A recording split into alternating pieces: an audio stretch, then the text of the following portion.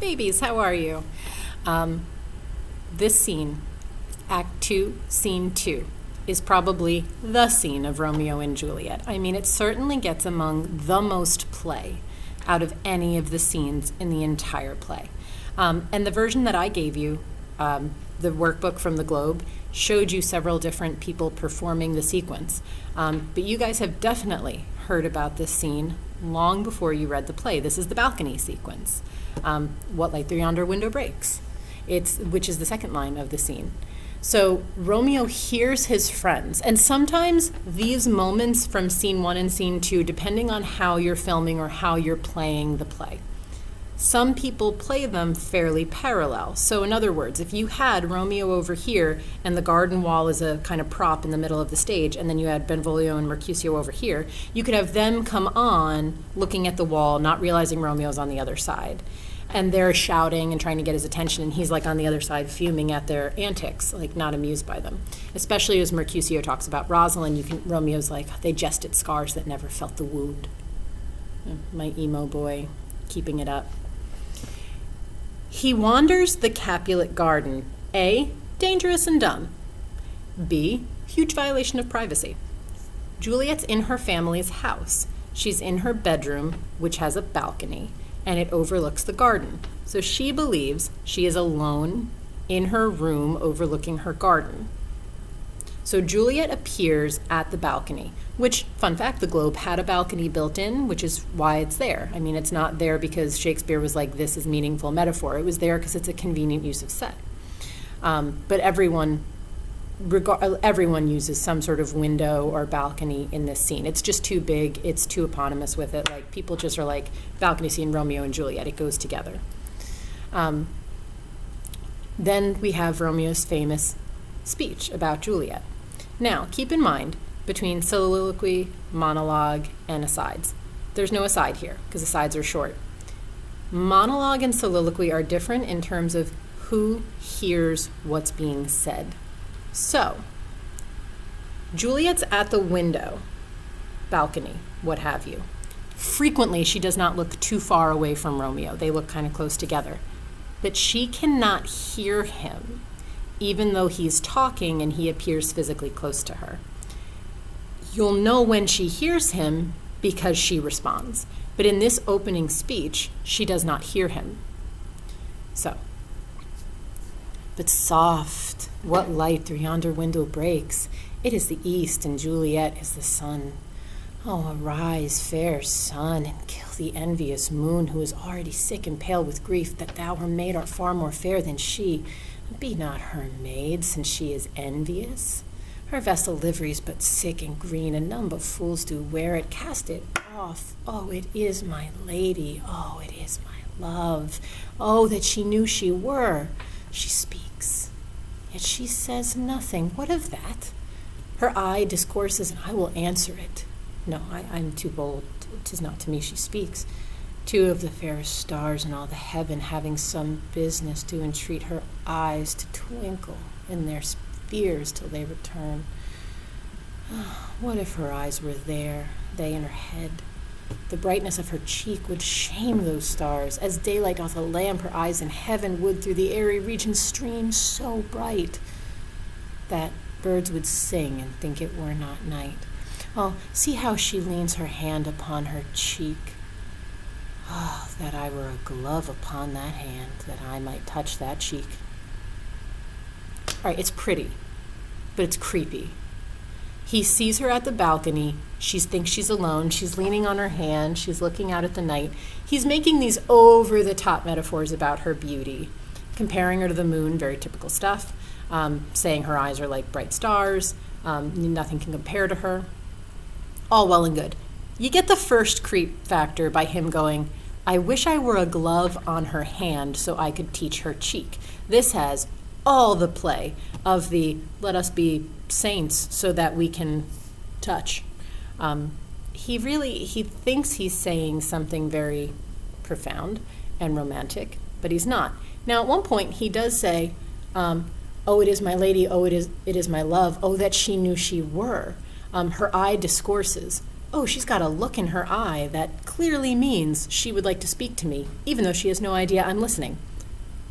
I'll say something. And then he's like, no, wait, that's creepy, and I think I'll just stay over here because she doesn't know I'm listening. It's always weird when someone chooses to eavesdrop. He's openly choosing to eavesdrop. And she goes, "Ay me." And he goes, "Oh, she speaks. Oh, speak again, bright angel, for thou art as glorious to this night, being over my head as a winged messenger of heaven unto the white upturned wandering eyes of mortals that fall back upon me." With Romeo, frequently, you can look at the first two lines, figure out what he means, and then just assume the rest is metaphor. And that's exactly what it is. She speaks. He's listening. Now, she does not know he is there. She can't hear him. So she's sitting there and she goes, "Oh, Romeo, Romeo, wherefore art thou Romeo? Deny thy father and refuse thy name, or if thou wilt not be but sworn my love, and I'll no longer be a Capulet."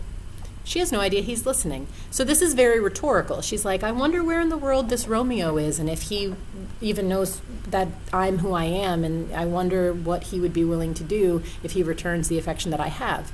So Romeo then asides. So that's only the audience and Romeo can hear it, and he goes, "Shall I hear more? Or shall I speak at this?" So he's realizing this is about him, and it's going quite well for him. But he's not sure if he should keep on listening or if he should interrupt. She continues, "'Tis but thy name that is my enemy. Thou art thyself, though not a Montague. What's Montague? It is not hand, nor foot, nor arm, nor face, nor any other part belonging to a man. Oh, be some other name. What's in a name? That which we call a rose by any other name would smell as sweet. So Romeo would, were he not Romeo called, retain that dear perfection which he owes without the title. Romeo, doff thy name, and for that name which is no part of thee, take all myself." I said she was the more witty and logical of the two of them, and it persists here. She says, you aren't connected to your name, which, I mean, naming and family honor are such big concepts at this time. They don't have such a fluid kind of understanding of identity and naming as we do now. So for her to say your name is irrelevant to who you are, extremely before her time, and also not exactly on par with what many people believe at the time. Many people believe like you are your family name. But she's young and she's romantic, and she's like, if he was just him and he wasn't a Montague, I think it'd be fine. Or I could not be a Capulet. This could work out somehow. And she has no idea he's listening. So when she says that, he then pops out of the bushes and goes, "I take thee at thy word." Normally she screams here, which is fair. "I take thee at thy word. Call me but love, and I'll be new baptized. Henceforth, I'll never will Romeo be." So yeah, he's like, "I'm in. Whatever, I'll trade all of that." So both of them are overlooking the very serious problem of betraying your family in this time. And remember, they're young. They're real young.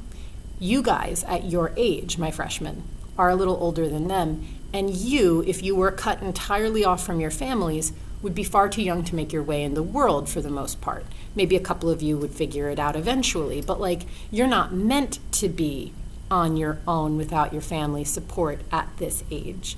So all of what they're talking about is great in theory, but dangerous in practice. You're really playing with concepts that you don't fully understand in this moment of passion. And remember, it's dark. So the nighttime brings out strange concepts in us, right? If you're feeling romantic, you're always feeling a little bit more philosophical about it at night. And that's what's happening. Now, Juliet, again, usually screams, which I always think is funny. And then she goes, "What man art thou that thus bescreened in night so stumblest on my counsel?" So she doesn't know who's listening to her. Someone responds to her. And she's like, "Excuse me, who's in the bushes?" And he goes, "By a name, I know not how to tell thee who I am, my dear. My name, dear saint, is hateful to myself, because it is an enemy to thee. Had I it written, I would tear the word." And she's like, "Oh, okay." My ears have not yet drunk 100 words of that tongue's utterance, yet I know the sound. Art thou not Romeo and a Montague? She spends most of this scene asking him practical questions to which he gives her very strange responses. So she was like, who's there? And he's like, somebody who loves you. And she's like, okay, checking on this Romeo? And he's like, not if that's not the name you want me to have, baby. She goes, how camest thou hither? Tell me, and wherefore? The orchard walls are high and hard to climb, and the place death, considering who thou art, if my kinsmen find you here. So she's like, how did you get here? And do you realize you could be killed for doing this? And he's like, with love's light wings did I overperch these walls, for stony limits cannot hold love out. Whereas you can almost see her going like, so you climbed the fence, right? If they see thee, they will murder thee. Alack, there lies more peril in thine eye than 20 of their swords. And then she's like, yeah, but I would not for the world that they saw you here. Yeah, it's great and all that my eye could kill you worse than the swords, but swords, right, very sharp. I love this sequence because she's trying so hard to have practical conversation with him, but she's so in love with him that it's not annoying to her. That's, I guess, how you know it's real love, that his extreme annoying behaviors are not annoying to her. And she's like, I would not for the world that they would see thee here. And he goes, I have night's cloak to hide me from their sight. And if thou love me, let them find me here, for my life were better ended by their hate than death prorogued wanting of thy love. And she's like, okay, but how did you find this place? I love the back and forth here.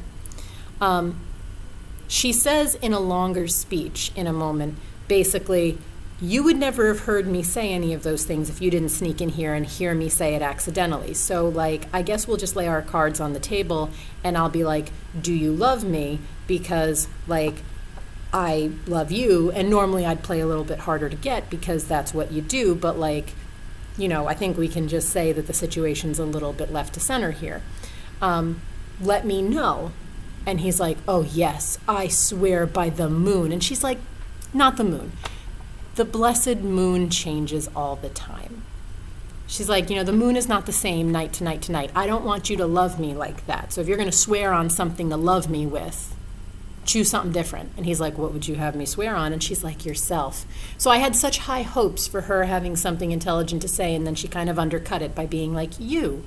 As though he's more constant than the moon, the man who 2 hours ago was dying for love of Rosalind, but Juliet doesn't know that. Anyway. So then she says, good night, sweet repose. You know, she's basically like, hey, we confessed our love to each other. It's been a great night. See you later. And he goes, what, wilt thou leave me so unsatisfied? And her response is epic because she goes, what satisfaction canst thou have tonight? Sometimes they play this very sexual, and I always think that's funny. But a lot of times it's like Romeo just like wants more and more and more because that's who he is, right? He's never satisfied. Exchange of thy love's faithful vow for mine. So this is a formal proposal of marriage. And Juliet goes, I gave thee mine before thou did request it, and yet I were mine to give again, essentially. And then he's like, so, you know, what, we're clear here, we're going to be married, right? We're good for that? That's what we need to plan on next? And she's like, yeah, no, we're good here. The nurse calls her inside, and she says, I have to go. And he, you know, says, I will basically handle the next step. And they have extended goodbyes. The kind of goodbyes you have when you're newly dating somebody, and it's like, no, you hang up. No, you hang up. No, you hang up. No, you hang up. You're so adorable. No, I love you more. No, I love you more. No, I love you more. It gets nauseating. The language is pretty, but the way that you would play it is sort of over the top, too sweet, saccharine, if you will. Now, 1,000 times good night, 1,000 times the worst to want thy love. Love goes towards love, as schoolboys from their books. But love from love towards school with heavy looks. It's actually a very cool sentiment, one of my more preferred lines of Romeo's. But it's convoluted, right? Love goes towards love, two people who love each other, go towards each other as quickly as schoolboys run away from their books. But two lovers leaving each other leave with all the slowness of boys walking to school. Those are two opposites and inversions, and you have to sit there and almost diagram the statement to see what he's saying. Perfectly representing our boy Romeo, who is always game to make love more confusing and inverted than it needs to be. He just can't stop making it a more complicated knot than it already is. And it shows you how young and immature he really is. Now, he is going to have to figure out what the next step is, because Juliet, as a young girl, would have a lot of difficulty leaving her father's house, physically leaving the house. She's basically on house arrest until she's married, then she's her husband's problem. So Romeo's the one that's got to do the footwork here. They are basically saying, you have until tomorrow, and I will send somebody to go get word from you as to what we are doing. Like, you figure out the marriage, I'll send a messenger, we'll figure this out. And then he has an extended metaphor about being a bird she keeps in a cage, because I suppose he just wants to feel like some poor captive creature that she, keeps and torments. Should birds be in cages? Short answer, no. They don't belong in cages. They have wings, they have long territories. Birds have massive, ability to fly into big, wide open spaces. Desiring to be a bird in a cage is a really backwards way of expressing that you want to be somebody's love. But that's our boy, right? He says certain things about love that expose how little he really knows about it. All right, guys, this has been Act 2, Scene 2, the balcony sequence, possibly the most famous part of Romeo and Juliet.